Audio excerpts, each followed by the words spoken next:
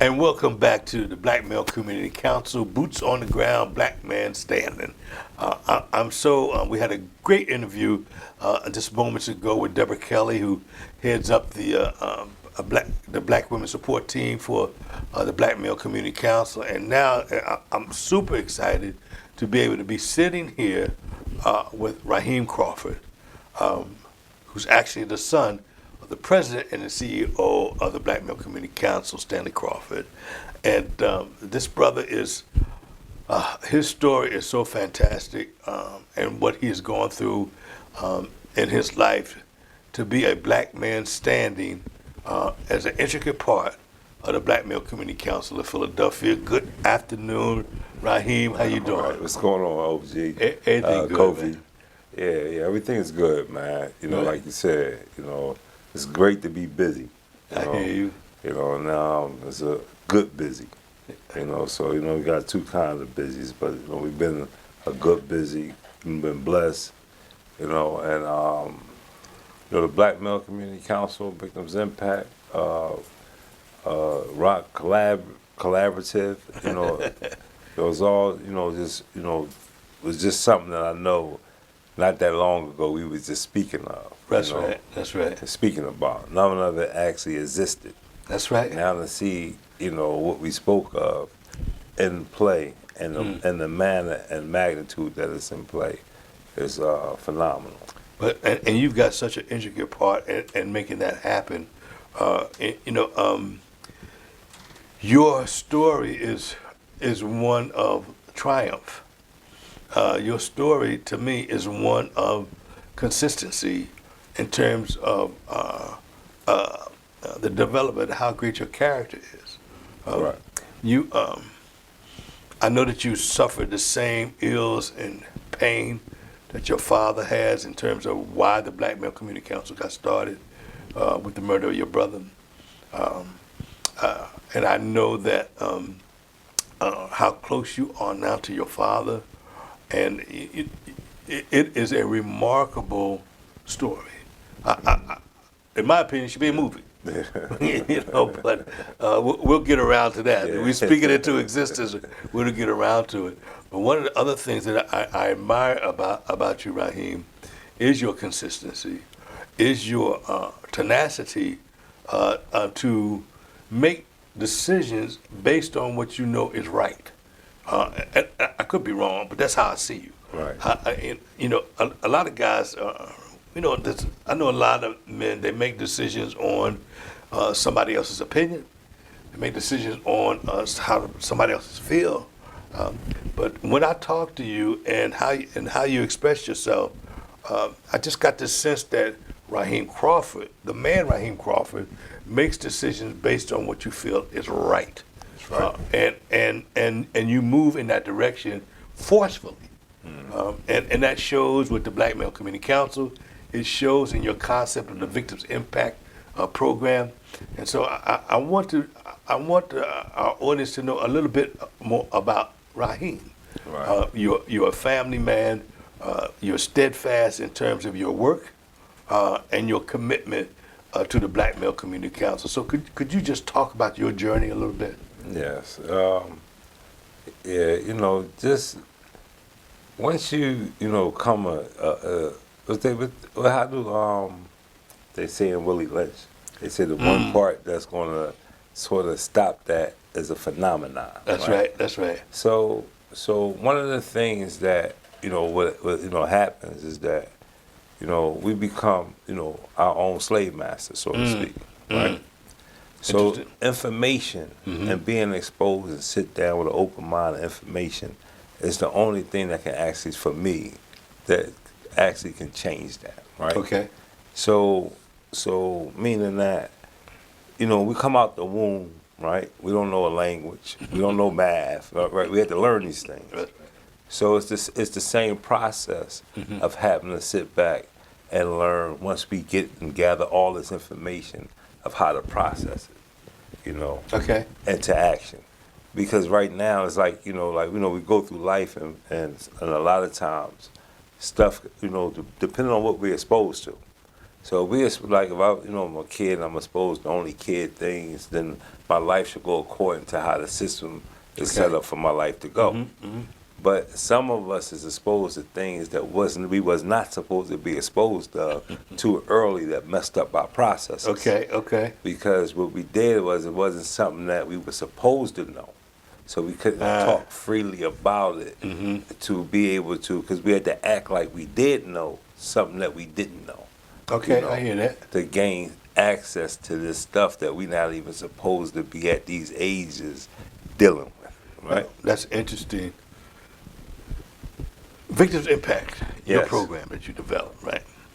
A lot of what you just said is in the fabric of that, from that concept. Is that true? That's right. Okay. Exactly. So could you talk about Victims Impact for a minute in terms of its programmatic perspective? Right. Yeah, Victims Impact was, for us was, was born out of, Jamil and myself coming to the point where we took a lot of programs. So we thought that when we, was both thinking Victims Impact, it was the one program that gives you full accountability for whatever could have ruined your life. Okay. Meaning that if you was a stick-up guy and you end up with a Hobbs Act, right? That pretty much sure that ruins your life. Right. You was a drug dealer, you ended up with anything, charges that would end up as a result of that. Okay.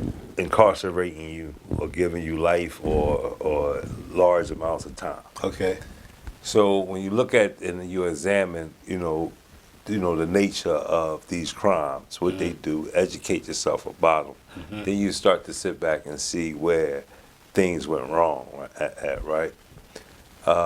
Victims Impact was a program that what happens is that it gives you a chance to look at other people's experiences, right, and then relate them to yourself, without directly applying it to yourself in the beginning. But at some point, once you understand what it is, then you can take accountability later on. So the first part of that, program is 2 phases: getting the understanding of what the crime is. Okay. And then taking accountability of you actually committing a crime. Because remember, when it's true when people say everybody in prison didn't do it. That's right. They didn't do it from the prism of how you looking at it, right? I hear you. Okay. You looking at this man stole his food. That man looking like I did what I had to do to get to feed my family, I right? hear you. That's right. So, so it's just looking at it from like 2 different perspectives, Sure. right? So that's why people's like, man, like a lot of people don't have the conscience or to feel remorse for anything that landed them in that situation. Okay. They're more angry at the system or whoever indirectly or directly put them in that situation, more so than about the situation. We sitting back saying is that we hide in the situation and pointing the fingers in all the other directions as a whole and as a society. But let's look at the actual situation. Okay. So, all my years of doing it, the best description that I ever heard to describe crime, right, was doing something to somebody that you don't want done to you, right? The most selfish act in the world. Okay. And nobody gonna carjack themselves. Right. That's You know what I mean? You ain't gonna go through your own back window, steal your TV. You know what I'm saying? That's right. And plot and and so forth and so on. Right? Sure. So it's the most selfish act. I hear So you. now what we had to do is dig into why is it be so comfortable with committing crimes, right? And it's the most selfish act in the world when you're doing something to somebody that you don't want done to you. Let me ask you this. Victims Impact, great program, and as the Black Male Community Council moves on, it is going to be one of the staples in terms of our workforce development programming that we are continuing to develop, right? So from your vantage point as the person that created Victims Impact, how do you see it really tying into the philosophy of the Black Male Community Council? Well, see, it's the tentacles, right? See, you need, one thing about us, right? When we growing and we knowing, and you could take any time in your life when you was learning something new. You felt good, right? You felt you wanted to constantly be a part of things when you were learning something that you did not know. Okay. All right. Now what happens is with victims impact, people that's dead start to wake up, right? But you start to sit back and you start to once you start to be conscious of what you know now that you did not know. You want to start sharing this information with other people. You want to start like going deeper, into getting the good feelings that you was getting and now understanding some more stuff that you didn't know. Okay. So people tend to want to stay around and want to do things that now make up for stuff that they relate for themselves. So community service, outreach, sharing experiences, their own experiences with other people starts to be a part of what victims impact or do to the spirit, because now that spirit is now trying to make up for things that they may, need to atone for, that they can do it in a public service way, or preventing somebody else from end up in the same, in the same shoes, situation. Same shoes. Sure. So for nothing else, the topic to talk about it and the tools to be able to expose it. See, it was something that I learned, through my own travels, right, through coming through the federal system, was something called RSA. It was called rational self-analysis. Okay. So when you sit back and you apply that to victims' impact, you got twofold. You got somebody that can sit back and identify what the problem is. Then you got a tool to prevent you from committing the act. So now, what we doing is we teaching them the stuff, self-accountability, right? Giving them tools and stuff so that way they won't have to commit the same thing that they didn't know, but now they know about. So they do this when they get to that point. It's about accountability. So what we do is that we asking for like through our training program that these guys that sit back and they learn these things be given the opportunity to go through our trainings. So now as we sit back, we go through our trainings, we put them we put them to work. Then after that, see if if they want to become contractors in the work that they train for. Give them the LLCs, they become contractors. Show them how to get the contracts. Okay. So now and that's for the ones that choose to.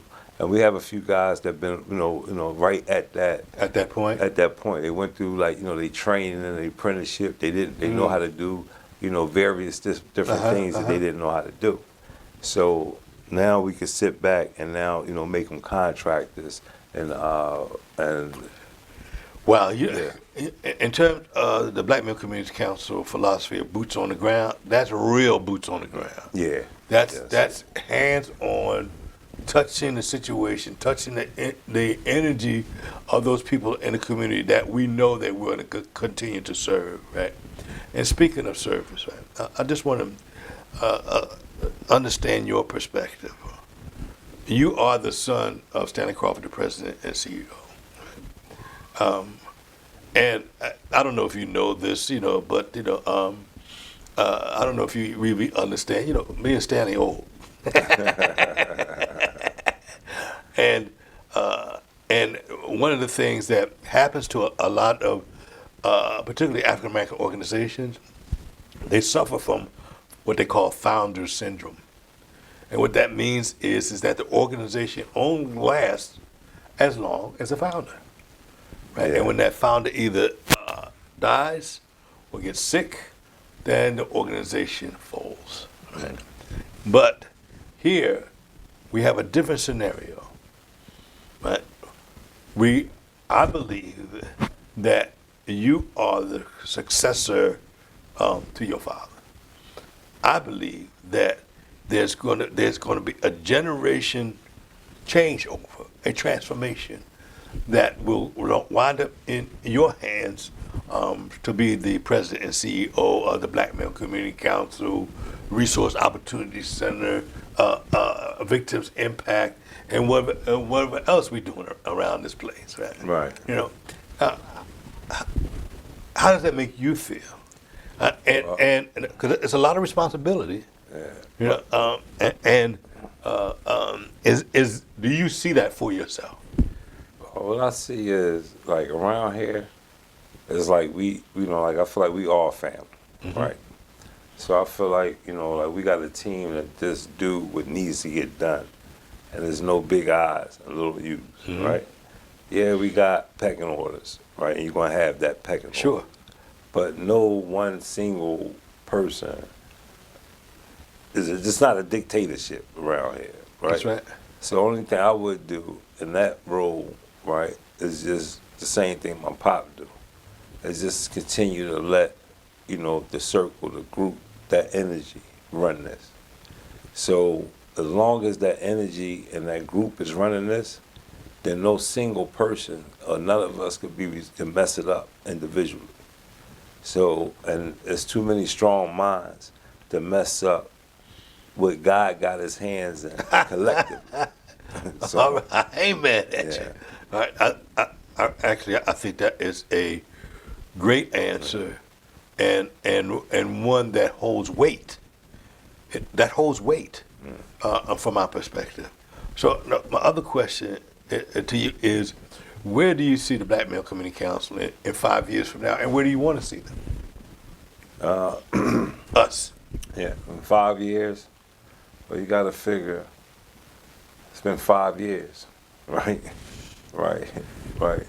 From the idea to now. I mean, you just look at how many rallies, right, that from 5 years ago that we went to. How many referrals, job people, how many people that we fed as an organization, how many people, that have said thank you for our service in the last 5 years, based with when this was our idea. So when we look at all of the pictures, the gatherings, the Black Man Standing, awards, all the events and awareness, the tables that have been set up, right? Just to work together that we didn't ask nobody for nothing for. And we got our marching orders and we went and did what was necessary over the last 5 years. So to sit back and say that we would have, a nice facility, people that we call into for employment, people that we calling for services, just the impact on the community in a positive way. If that was this times two in the next 5 years, would be amazing. But it would just be an honor to just still be in existence. I hear you. In the next 5 years. Wow. Wow. Great answer, Rahim. I am